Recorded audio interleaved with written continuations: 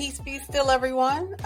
This is Tosha, and you're listening to the Supernova Tosha Show podcast, the show that discusses social issues and how it affects the community.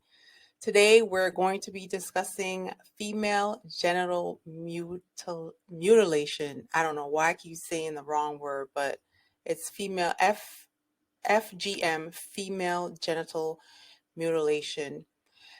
There was a movie called Desert Flower.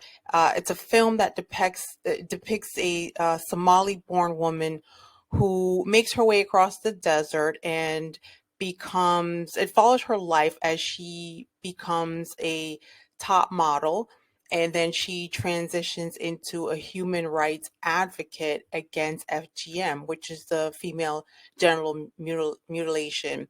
And this docudrama is a recount of her life in Somalia, then, working in the fashion industry to becoming a humanitarian to fight against this horrific practice. And her name is Waris. I hope I'm saying it right. It's Waris, Waris, and then Dirie, Dirie. I want you to take a listen to this heart-rending oratory from the movie Desert Flower. Take a listen. I love my mother. I love my family. And I love Africa. For over 3,000 years, the family truly believes that a daughter who is not circumcised is not clean, because what exists between our legs is unclean. So it must be removed and sealed up as proof of virginity and virtue. And in the wedding night, the husband takes a blade or a knife and cuts it open before he forces himself into his bride.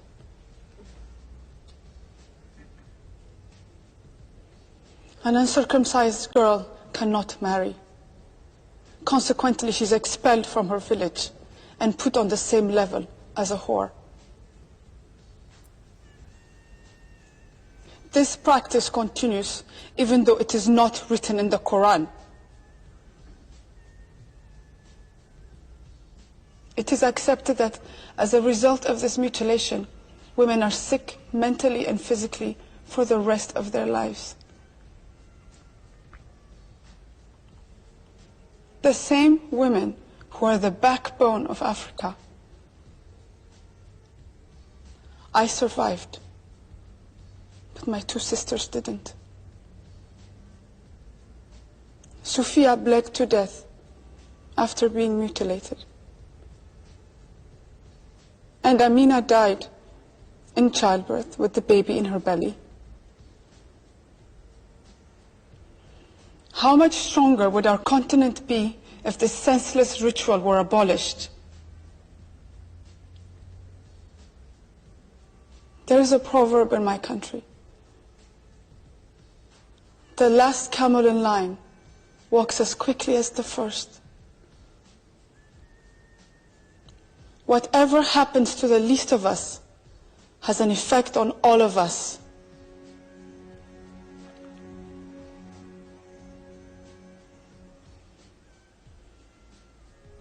When I was a child, I said, I do not want to be a woman. Why, when it is so painful and so unhappy?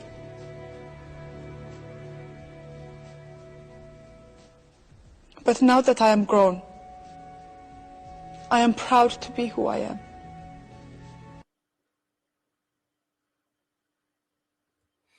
Now, according to UNICEF, approximately 200 million little girls and women experience FGM before they turn age 15.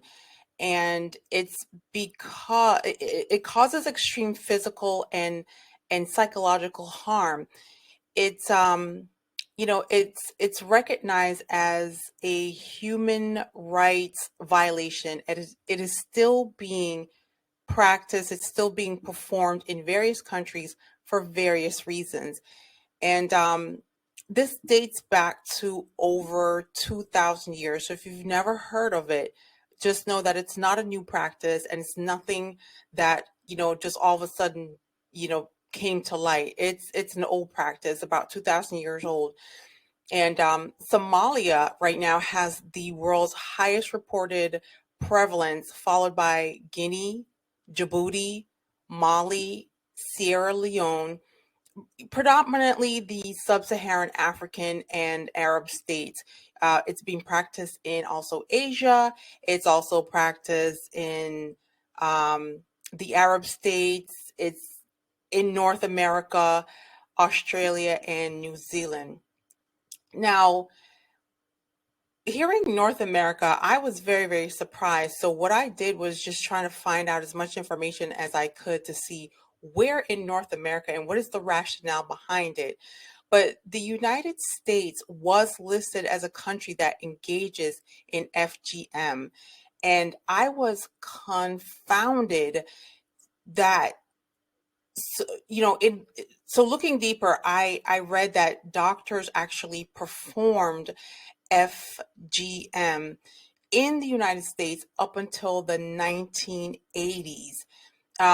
It was something that was highest in the immigrant communities in the United States. However, in the 19th and 20th century, it was considered a standard medical procedure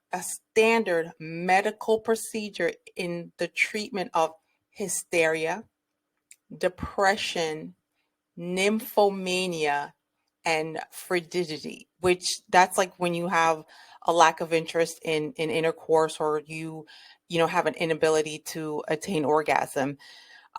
And this was actually covered by health insurance, believe it or not, in 1977. Now, in the United States, if you are a practitioner, a doctor, and you're performing FGM on anyone under the age of 18, it does become it's a felonious act. So the United States has made it a felony. There, the Okay, so in the United States, when there's a federal law called the Female Genital Mutilation Act, and that was passed in 1996. I want you to really take a listen to the years that I'm calling out, because we're in 2023. So if you're listening keenly, this was not too long ago. So 1996. Now, the House of Representatives in 2020, let me get closer to the mic. The House of Representatives in 2021 signed into law the Stop FGM Act of 2020. Now, this gives federal authorities the power to prosecute those who carry out or conspire to carry out FGM. Why? Well, okay, so a U.S. federal district judge by the name of Bernard A. Friedman in Michigan, he argued that the federal government did not have authority to enact legislation outside the Interstate Commerce Clause. In addition, he ordered eight people who mutilated by performing female circumcision. That's another name for it, on 9 girls. I don't know if you hear that. Let that sink in for a moment. The charges were dropped against them, and the Department of Justice did not appeal this ruling. And that's why the House stepped in, as they should. So anyway, the practice of female mutilation is practiced around the world. This is nothing that I can find about. I can't find anything about its origin. Only that it is cultural. It's a religious practice. And as we discover in North America, it's used for mental health, it was at one point used for mental health treatment. And I have not uncovered any benefits any benefits at all. I don't know what female circumcision does as far as beneficial to girls and women. And the fact that this is performed under no anesthetic in extremely septic conditions, you have girls as young as infancy that this is being performed on. So it is detrimental to women's health. It's a violation of human rights. And when performed on children, it actually should be ruled as child abuse. And here are just some reasons of why this is considered abuse. So there are different types of female circumcision. I, I'm getting tongue tied. I think because I'm getting emotional. But there are different types. But picture this. So part or all of the clitoris is amputated, right? So that's one type. The second type is the clitoris and the labia minora are removed. That's another type. Or it's the removal of the clitoris, the labia minora, and the labia major. They're cut off. And not only is it cut off, but it's also scraped in order to create a raw surface. And then it's stitched at the edges of the wounds so that when it's held together and it heals, like, so it heals, and then it covers the urethra. It just pains me just to even think about it. So it just leaves like a small needle size, or like or matchstick size, needle size, or toothpick size opening for the passage of urine, which is definitely not, it's not large enough. So you can imagine the excruciating pain, the mental pain. These girls and women are being held down, and during this horrific torture, after the raw cuts and the scraping and the bleeding, can you just imagine urinating and washing up with all the swelling and the inflammation? There's no anesthetic, as I said before. There are no pain relief given. There's no needles to numb you. There's nothing at all. So many women and girls experience abscess. They go into shock. They hemorrhage. A lot of them hemorrhage to death. So basically, they're bleeding to death. And if you happen to survive, you end up getting really terrible infections. And during consummation of marriage, tearing and bleeding occurs due to all of the scarring. And sometimes these women, once they're married, they're cut. They have to be cut open. So here it is. The husbands say that they don't enjoy penetration. It's very difficult. So they would prefer a wife that did not undergo genital circumcision. So here's what I call a thought bubble, right? So you have these thoughts in your head, and in a bubble, it pops. So here's my thing. You have this very savage, savage ritual that disfigures, and it's disfiguring, right? It's painful, it's savage, it's uncivil, it's uncivilized, and you're doing this to make girls and women marriage material. And actually, what it does is increases the chances of them not being marriageable. And those that are married, it actually increases the potential of dissolution of marriage, divorce, because the spouses find it very difficult to be intimate with them. And not only that, it causes a lot of infertility issues as well. That's one of the repercussions of having this done. And when you have infertility issues, a lot of times, men want an heir to carry on their name, or, whatever. Um, so I still don't understand why this is still being practiced. So, there ought to be laws. This is all I know is there ought to be laws. And you wonder what incentivizes a young girl to undergo this.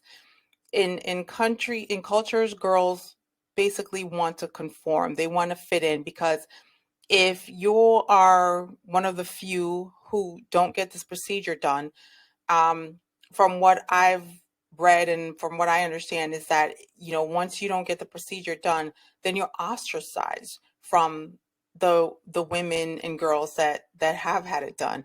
It's sort of a rite of passage or something, or a clique. You belong to a clique, and so if you're not one of the ones who gets it done, you're teased.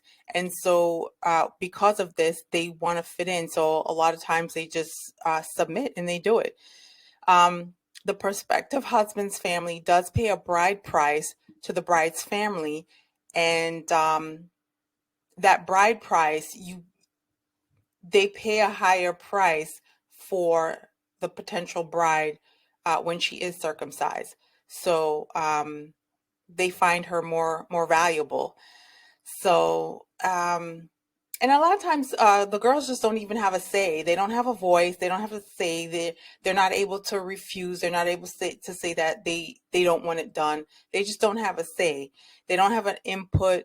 Um, they just basically go along with it, and sometimes they are held down by force. And that's why I say there ought to be laws. Ought to be laws.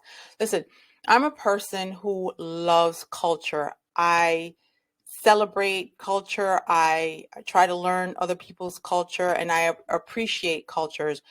Um, so I love different cultures. I love reading about it. I love researching about it. I love just having conversations where people sit and tell me, cultures and practices that they do. I love traditions, but tradition in certain types of honorable rituals that encourage love and peace, unity, and safeguarding and protecting humanity.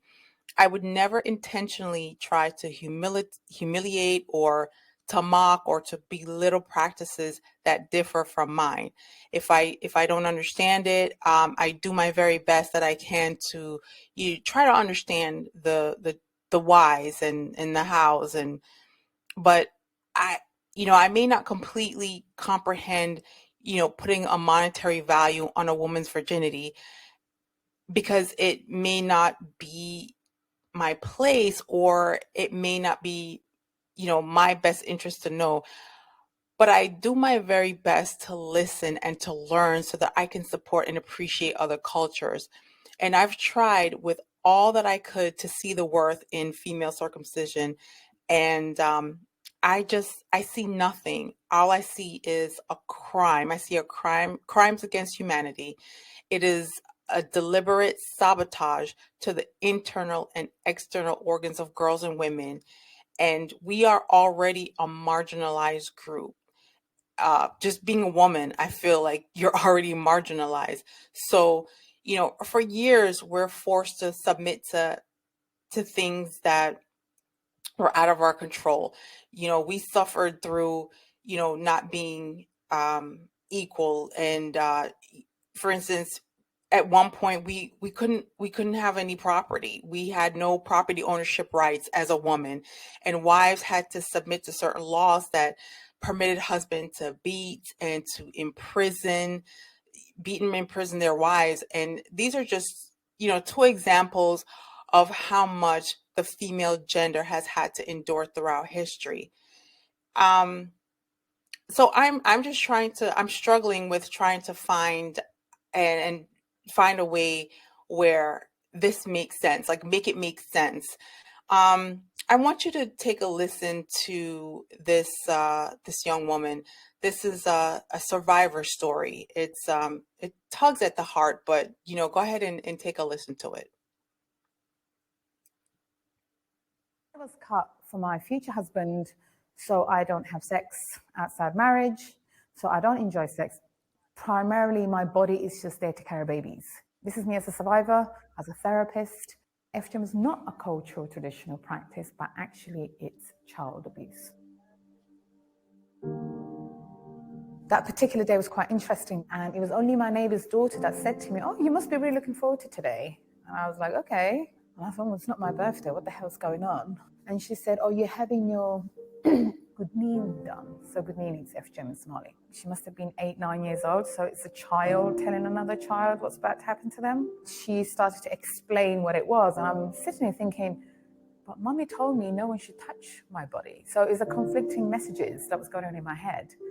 But as she's explaining this, I could hear a scream coming down from the other side of the house, like screaming. It was my sister. It was like an out-of-body experience. Before I could even do or think anything, it was like, get Layla, get Layla's turn. And I mean, I ran off. Obviously, I'm 7 years old. There's only so much running I can do. So they grabbed me, pinned me on this table. Women who held me down, these were aunties, family members, family friends. Before I knew it, I was screaming and I could feel my flesh being cut off. But I just remember him saying, you're being naughty, you just behave yourself, it doesn't hurt. And I blacked out from that moment. So had FGM done, was home for 2 weeks recovering. The weekend after, we were back at the beach. Life was normal again. That's just the way it was. Once you undergo something like this, there's no way back. There's no way back from this. My mother wasn't just cut once, she was cut twice because a neighbor thought not enough flesh was taken away. And for me, when we talk about FGM, there's so much focus on the type and what happened. What we need to focus on is this idea that we can just go and examine children's genitals. What I experienced was actually one of the worst forms of abuse. The doctor that cut me would never be seen as a paedophile because he's checking my genitals under the label of a doctor. People giving me any reasons. They would say, it's their religion, it's their culture. I mean, none of the holy books mention it. It's practiced amongst all religions, but none of the books mention it. However, fundamentally, FGM, it's there to control women and girls' bodies, especially their sexuality. I mean, every 11 seconds, a girl is being cut. So the fact that we're not outraged, it's absolutely crazy to me. The world hasn't tackled FGM because majority affects Black children. There will be an outrage if this was white girls. I mean, look what's happening in Hollywood. It's great that we're now naming and shaming sexual harassers and abusers. But Black women have been doing that for a while, but no one listened. We can't say every child matters and then pick and choose the ones that matter. I 100% wholeheartedly believe FGM will end. But the only way that's going to end is we need to end all forms of oppression against human beings. My name is Layla Hussein, and I'm a global citizen.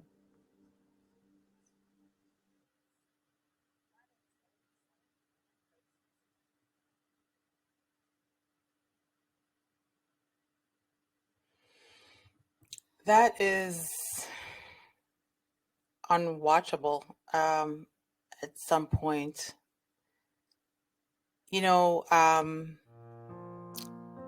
Hearing survivor stories from women who underwent female genital mutilation gives me an arduous, throbbing, physical pain, starting from my heart, radiating downwards into my womb. The only thing that I understand of this process is maltreatment. It's torture, it's torment, it's misery, and it's affliction. That's all I understand. And it's the menfolk who do this so that they can control women's reproductive lives by forcing girls and women to be sexually intimate. Not girls, I'm sorry. By force, well, I would say girls because some of these girls are being married off as young as 14, 15. So I would say by forcing girls and women to be sexually intimate with only their spouses for the sole purpose of pregnancy and never to experience any pleasure and not to be in control of their own bodies. This practice, as I see it, is to keep women in their place and to strip them of every ounce of dignity. Starting from infancy to being a youth, preteen, to adolescence, to a young woman. It is an intrinsic right to live a life void of harm and inhuman treatment. So what is being done to end this? Well, as in the United States, there's legislative laws, and there's 28 countries in Africa right now where FGM is prevalent, and they have enacted laws to criminalize this practice, which is great. There's prison sentences. They vary from a minimum of 2 months to a maximum of 20 years. So hopefully that'll improve with that whole 2 months situation. And we just need collective abandonment. We need to have collective abandonment where everyone in the community, I'm talking about the churches, the educators, the parents, the young people, the neighbors, everyone in the community, to just abandon the entire practice, abandon the belief in FGM. And we have come a long way. We've come a long way, but we still have more work to do. There's strength in numbers. We come together, and we can make it happen. I want to thank you for joining me on this episode. Until next time, peace be still.